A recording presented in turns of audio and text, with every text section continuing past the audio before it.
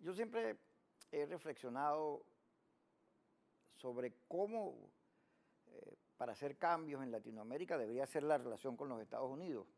Esa fue una discusión de la izquierda durante mucho tiempo, porque nadie puede negar que durante el pasado la intervención de los Estados Unidos en nuestros países era más que notoria y obvia. Recuerdo haber leído un libro, Chile en la hoguera, de cómo el bombardeo de la moneda y todo lo que le pasó a Allende fue una planificación norteamericana. Además, eso apareció después en los papeles esos que después no sé cuántos años se abren en los Estados Unidos, en el Pentágono abren y la gente tiene acceso a esa información. Y basta recordar la invasión a Dominicana, Panamá, a Noriega. A Noriega, Noriega, ¿se acuerdan? Apareció con machete, aquí no me sacan, y terminó en la Nunciatura Apostólica, o sea, en la iglesia, la sede de la iglesia en Panamá, y le pusieron unas cornetas con los Rolling Stones a todo volumen y el hombre se entregó. Grenada, Bahía Cochinos, los Estados Unidos tienen una presencia militar, porque es un estado muy bélico, es la potencia más avanzada de nuestro planeta, cierto, pero es un estado también bélico. El hecho de ser el primer país productor, el eje, pues, conductor de la civilización humana, pues yo se lo reconozco, pero son bélicos, no hay que negarlo. Pues. Ahora, eso ha cambiado mucho, sobre todo con Obama, porque al final la historia se mueve y las políticas cambian.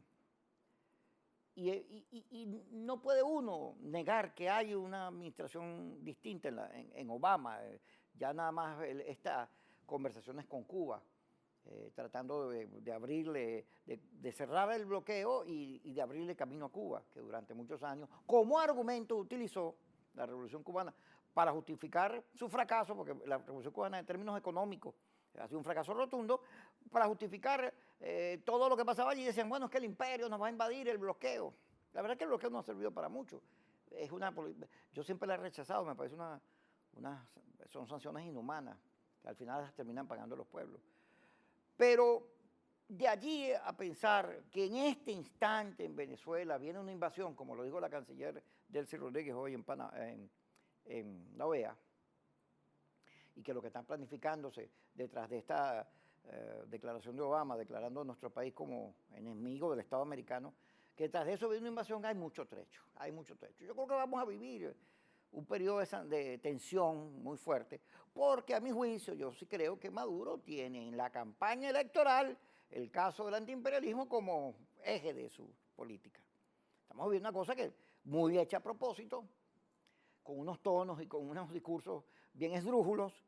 Veamos, pues, fíjense ustedes cómo Maduro, cuando la primera reacción que tiene frente a la sanción de los funcionarios de su gobierno por parte de la Casa Blanca, es el prohibirle la entrada al país a Bush, al jefe de la CIA y al Partido Republicano. No se metió con los demócratas, no dijo nada de Obama, pero la agarró con Bush, ya ni gobierna, y el jefe de la CIA ya no es el mismo.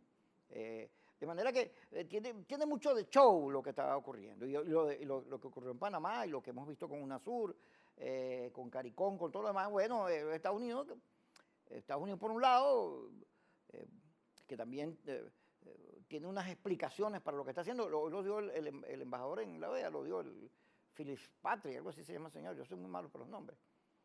Cuando Delcy Rodríguez, en su argumentación de 27 minutos, señaló cómo las misiones nuestras en el extranjero de Venezuela, los fondos han sido bloqueados, que detrás de estas medidas el fondo es que viene una invasión.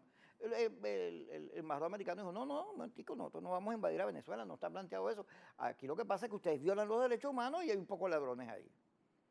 Vamos a meternos un poco en esto. Sí, porque hay unos laterales. Hoy aparecía Ricardo Sánchez. Qué pena con ese señor, qué pena con Ricardito, qué triste. Porque está bien que brinques la talanquera, pero además, él siempre parece diputado opositor, Ricardo no es opositor. Yo creo que Ricardo está en otra cosa.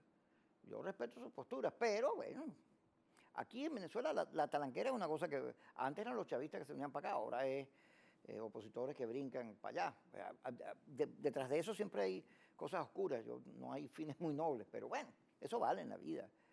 Yo no tengo ningún problema. Pero Ricardo, imagínense ustedes que en las elecciones de la Federación de Centros Universitarios, las que acaban de pasar, en el debate que había, el tema de Ricardo Sánchez era el mal ejemplo que el presidente de la Federación de Centros Universitarios, que tenía tanta historia, imagínense ustedes, Américo Martín, que por cierto, nosotros pusimos en estudio un video del magistral, intervención en el bautizo del libro de Gloria Cuenca, o Freddy Muñoz, o qué sé yo, Pastor Eidra, Alexis Ortiz, tanta gente que ha dirigido, tanta buena gente, tanto talento que ha dirigido la Federación de Centros Universitarios, que el que en ese momento fuera a ganar las elecciones, no fuera ni de broma, pareció a Ricardo Sánchez, que se ha convertido en una especie de oveja negra en el movimiento estudiantil, en el no deber ser.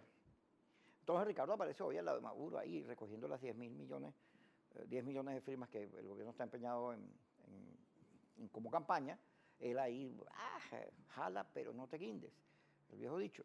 Entonces, después de que esto ocurra, uno tiene que pensar mucho. Yo creo que desde que esta polémica se ha ido apareciendo e incrementando, yo siempre he dicho, pues es difícil para la oposición porque lo menos que puede hacer la oposición es decir, no, vivan los gringos que se metan para acá, porque, bueno, imagínense ustedes, quedamos como apatria, entendiendo que esa palabra está mal utilizada, es mal dicha, pero es una política de doble filo la que le toca a la oposición porque jamás la oposición, y nadie lo ha hecho, por cierto, se puede prestar a que alguien se meta en este país. Más bien, nosotros estamos, yo en el caso, yo condeno, aquí viene una intervención gringo y yo me fajo a defender mi país, porque los problemas de Venezuela los resolvemos los venezolanos. Pero ahí abro corchea, porque hay unas dificultades, hay un problema grave, ¿no? Aquí en Venezuela, aquí no hay justicia, aquí no hay dónde ir, aquí nadie le para a nadie. Cuando hay un abuso, uno no tiene dónde recorrer. Entonces, bueno, están las instancias internacionales y hay las sanciones que esos organismos de derechos humanos imponen y que al final de cuentas arman un expediente. En el caso de Venezuela el expediente es largo. Decía hoy Rafael Narváez, defensor de derechos humanos, mi amigo Rafael, que Venezuela tiene 12 años sin permitir la observación internacional de ningún organismo. Usted se acuerda que a Human Rights Watch, a su jefe lo sacaron aquí, lo agarraron y casi que secuestró y se lo llevaron para el aeropuerto. Aquí hay una negación, es más, el gobierno amenazó con salirse la OEA si la Corte Interamericana o la Comisión de Derechos Humanos de la OEA seguía metiéndose en casos de Venezuela, pero lo cierto es que esas son instancias que funcionan para eso. Aquí todo el mundo condenado por violación de derechos humanos al gobierno venezolano. Entonces, que los Estados Unidos lo hagan, eso no es malo, un momentico. Pues además eso es lo que nosotros aquí todos los días denunciamos eso. Ahora es distinto. El gobierno quiere plantear la cosa como una intervención. Nosotros no estamos de acuerdo con esa intervención. No hay un venezolano, yo no creo que con dos dedos de frente que se pueda saludar, prenderle velas a una intervención. No, por el contrario, en contra de eso. Pero también de los cubanos, o de los chinos, o los demás. Porque no es que hay unos imperios buenos y unos imperios malos. Es un discurso maniqueísta y tramposo. Entonces, el imperio es malo, pero los chinos son buenos, o los rusos son buenos, o esos violadores de derechos humanos que están en el Medio Oriente, los iraquíes que masacran a sus pueblos, o X, o Mugabe. Entonces Mugabe si aparece aquí porque él es bueno. No, esos son. Ya va. Que nadie se meta en nuestros asuntos. Los asuntos los resolvemos los venezolanos. Eso sí, aquí hay un problema de democracia grave que discutir. Este es un gobierno que no le hace caso a nadie. Este es un gobierno que viola los derechos humanos y en ese sentido hemos retrocedido mucho frente a lo que había antes.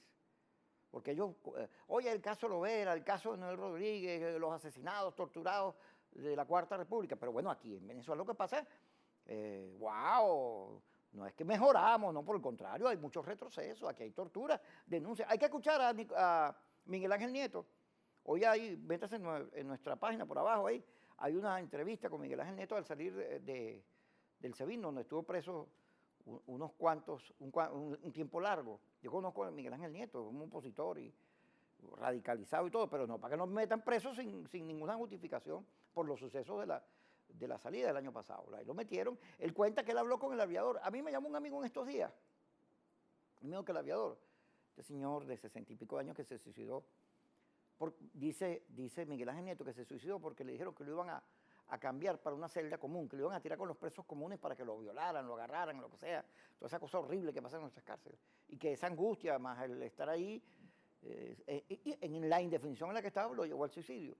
Pero lo cierto es que ese caso del aviador y Loren Sale y la tumba, eso que tienen en Plaza Venezuela, todas las denuncias que hay aquí, lo que dice, lo que han denunciado los abogados de Leopoldo López, las torturas, lo que Enzo Escalano cuando salió de la cárcel dice que le hacían.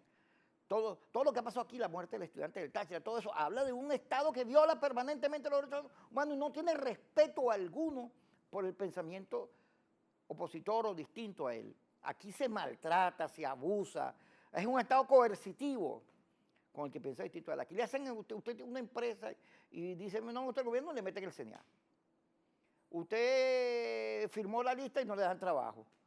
Aquí, este es un Estado represivo, como todos los estados comunistas de viejo data, como son los cubanos, como eran los rusos, la Unión Soviética, y Corea, todos ellos.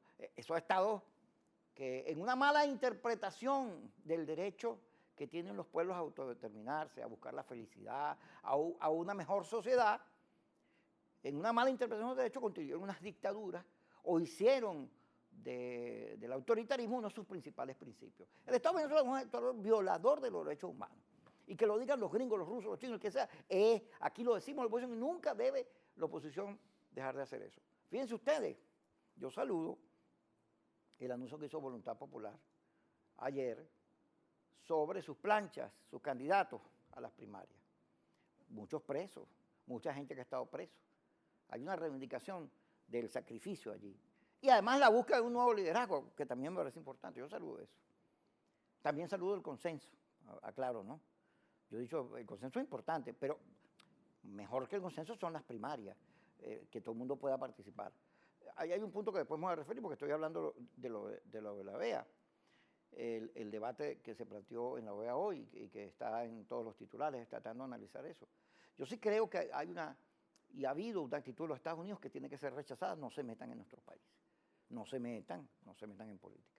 Claro, yo me acuerdo que Chávez decía que todo aquel gobierno que tuviera una relación con los Estados Unidos era traidor a la patria y que la independencia comenzó con él, que aquí hay república con Chávez. Eso es mentira, porque había diferentes estilos y concepciones sobre la relación con los Estados Unidos. No se puede acusar de traidor a un gobierno que no veía a los Estados Unidos como enemigos, sino por el contrario, como aliados. Eso no se puede acusar, porque no era antiimperialista. El antiimperialismo es un discurso de los trasnochados revolucionarios. Yo aquí estoy diciendo, yo no saludo la intervención de los Estados Unidos en Chile, en Panamá, en todo, condeno y siempre lo he condenado y me opongo firmemente a cualquier intervención. Pero de ahí a que vamos a una guerra, a lo que pasó con las dos torres, a tirarle unos aviones y matar a los estadounidenses inocentes que mataron ahí, al antiimperialismo extremo, hay mucho paso. No creo que esté planteado la intervención de los Estados Unidos en Venezuela. Creo que el gobierno está metiéndose por ahí porque el izquierdismo ese, donde ellos militan, tradicionalmente esa es la excusa que utiliza para tapar sus propios errores y su autoritarismo. ¿Qué ocurre entonces? Vamos a verlo. Aquí hay una discusión interesante. Si alguno del gobierno me está viviendo, le digo, no, mire, si aquí vienen los Estados Unidos, yo me cuadro con ustedes y agarro y voy a defender el país donde me pongan. Yo no soy de violento y de manejar armas, pero algo haré para ayudarlos a defender la patria. Pero antes vamos a una cosa, vamos a suscribir un acuerdo también para investigar la violación de los derechos humanos en Venezuela. Todo esto que hemos hablado aquí, todos estos casos, la muerte de los estudiantes, el decreto ese fascistoide que tienen que le permite al ejército y a las policías con armas largas y de guerra caerle a tiros a las manifestaciones. Vamos a discutir eso. Pero más que discutir eso, hay un asunto que a mí también me interesa, porque está en el fondo de todo eso. Cuando Delcy dice que bloquearon los fondos de las misiones, oye, si eso se hizo, eso está mal hecho, yo no creo que sea bueno, pero, Delcy, yo quisiera que tú le explicaras al mundo, y tú y el gobierno, estas cuentas en bancos suizos por el orden de los 14.000 millones y lo que ocurrió en el Banco de Andorra. Hay un chiste.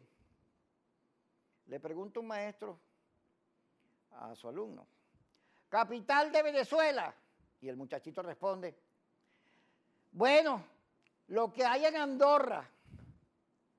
porque todos nuestros dineros, aquí no hay dinero para pagarle dólares a nadie, aquí SICAD1, SICAD2, todo, aquí hay una crisis por el problema del dólar. SICADI, quienes recibían dineros para comprar insumos, denuncian que apenas el 30% fue lo que se otorgó y que hace años que no les dan. Aquí no hay un flujo en el manejo de las divisas en cuanto al mercado, no lo hay. Y entonces, ¿cómo es posible que haya esa cantidad de dinero en esas cuentas, en esos paraísos fiscales ocultos o relacionados con actividades que no son propias de la democracia o de un concepto democrático? ¿Cómo es eso posible? Bueno, ¿cómo es que el país está pelando y hay una gente que tiene esa cantidad de dinero? ¿Qué es esto de la boliburguesía, de la cual hablaban ellos, dirigentes del propio chavismo, que hoy aparecen en listas por todos lados? Eso tiene que ser explicado. Yo sí creo que muchas de esas listas son infladas.